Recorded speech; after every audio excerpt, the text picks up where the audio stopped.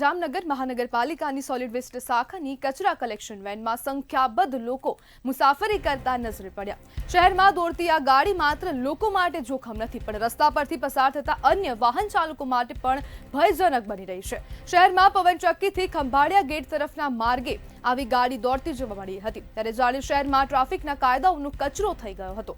Two વ્હીલરમાં triple સવારીના case કરતી પોલીસને આ ગાડી કેમ નથી દેખાતી? આ ગાડીમાં પાછળની તરફ નંબર પ્લેટ પણ નથી। દેખાવ પરથી આ ગાડી મનપાની કચરા કલેક્શન વેન હોવાનું જણાઈ આવે છે, ત્યારે આ મુદ્દે તંત્રની પણ કોઈ જવાબદારી થાય છે કે નહીં?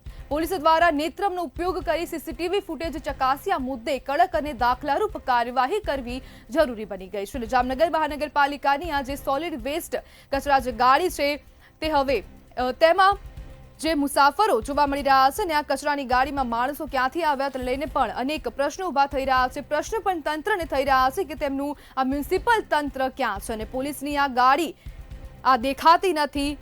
જ્યારે આવા પ્રકારની વાહન ચાલતી રસ્તા પર જોવા મળતી હોય છે ત્યારે પોલીસને કેમ આ વાહનો દેખાતા નથી? નંબર પ્લેટ વગરની આ ગાડી તેને ઓળખી પાડવી પણ મુશ્કેલ બની જાય છે અને તંત્રની કોઈ જવાબદારી છે કે નહીં તેને લઈને પણ અનેક પ્રશ્નો અહીં ઊભા થઈ રહ્યા છે કે સામાન્ય નાગરિકોના જીવને જોખમમાં કેમ મૂકવામાં આવી રહ્યું છે?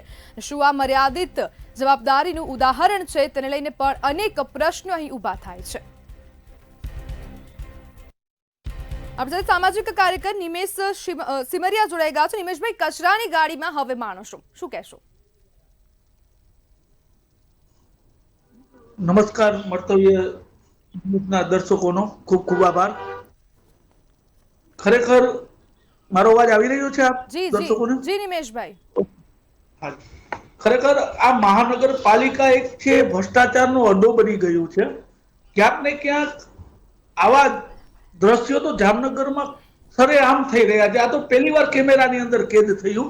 આવું તો મહાનગરપાલિકાની કચરા ગાડીમાં અનેક વાર ભ્રષ્ટાચારના તથા વાહનો પણ ઘણા લોકો એની અંદર ચડાવી દેતા હોય છે, એની પણ ટ્રાન્સફર કરતા હોય છે। આ તો માણસોની ટ્રાન્સફર કરી રહ્યા છે ને ક્યાંક ને ક્યાંક કચરો ઉપાડવાની અંદર પણ નીચે ઘણી વાર પથ્થરો, કાકરી અને એનો પણ વજનમાં આ લોકો કોન્ટ્રાક્ટરો દ્વારા વજન કરાવી અને કચરાનું વજન લેખે એમની સાથે સરકાર પાસેથી પૈસા મેળવતા હોય છે। પણ ખરેખર આ એક ગંભીર બનાવ કહેવાય। ક્યાંક ને ક્યાંક ઉપર બેઠેલા લોકોનો જીવનો જોખમ છે, તો ક્યાંક ને ક્યાંક ટ્રાફિક નિયમોનું પણ સરેઆમ ઉલ્લંઘન થઈ રહ્યું છે કે જેથી કરીને આ કેમેરા રોડો ઉપર જે સીસીટીવી ચાલુ હોય છે ખરેખર એમાંથી આ દ્રશ્યો જોઈ અને ટ્રાફિકના લોકોને પણ ટ્રાફિક અધિકારીઓએ આની ગાડી જપ્ત કરવી જોઈએ અને નિયમ અનુસારની કાર્યવાહી કરવી જોઈએ। અને જામનગર મહાનગરપાલિકાના જે કાર્યકરો છે જેમની દેખરેખ હેઠળ આ સૌ બની રહ્યું છે તો તેવા અધિકારીઓને પણ શિક્ષાત્મક કાર્યવાહી કરી અને તેને પણ યોગ્ય દંડની કાર્યવાહી કરવી જોઈએ। નિમેશભાઈ, જે પોલીસ છે હવે જે ટુ વ્હીલર પર જ્યારે ટ્રિપલ સવારી જોવે ત્યારે તે કેસ કરતી હોય છે, તો તેને આ દ્રશ્ય નથી દેખાતું પોલીસને? મેડમ, આ પોલીસ જે છે એ આખાડા કામ કરી રહી છે કે જેમ કે જે મહાનગરપાલિકાનો કચરાનો કોન્ટ્રાક્ટ ચાલતો હોય છે એ બધા લોકો વગદાર હોય છે ક્યાંક ને ક્યાંક રીતે અને સરકારની મીઠી નજર હેઠળ ચાલતા હોય છે અને આવા લોકો તંત્રને કોઈ હિસાબે જવાબ જ નથી દેતા। કારણ કે આ જે મહાનગરપાલિકાની ગાડી રોડ ઉપર સરેઆમ ફરી રહી છે, જે દ્રશ્ય જોઈ રહ્યા હતા એ બેડીગેટ વિસ્તારની આજુબાજુના દ્રશ્યો છે, એટલે કે એક ભરચક વિસ્તાર કહેવાય કે જે અધિકારી રોડ ઉપરથી તમામ પ્રકારના અધિકારીઓને દિવસમાં 3 વખત અવરજવર થતી હોય છે અને એકદમ ભરચક એરિયાના દ્રશ્યો છે જેનો ફોટોગ્રાફ સામે જોવા મળી રહ્યો છે। તે છતાં પણ અહીંયા આગળ ટ્રાફિક પોઈન્ટ પણ આવેલા છે મેડમ, એ બે વધીને 100 મીટરના અંતરે 2 ટ્રાફિક પોઈન્ટ પણ આવેલા છે, છતાં પણ આ દેખરેખ રીતે રામ ભજનની ભક્તિ ચાલી રહી છે મહાનગરપાલિકામાં અને સરકારી તંત્રમાં। શું કરે આ? જાણે આ સરકાર તો સામાન્ય માટેના દંડ માટે જ બની રહી છે। બિલકુલ,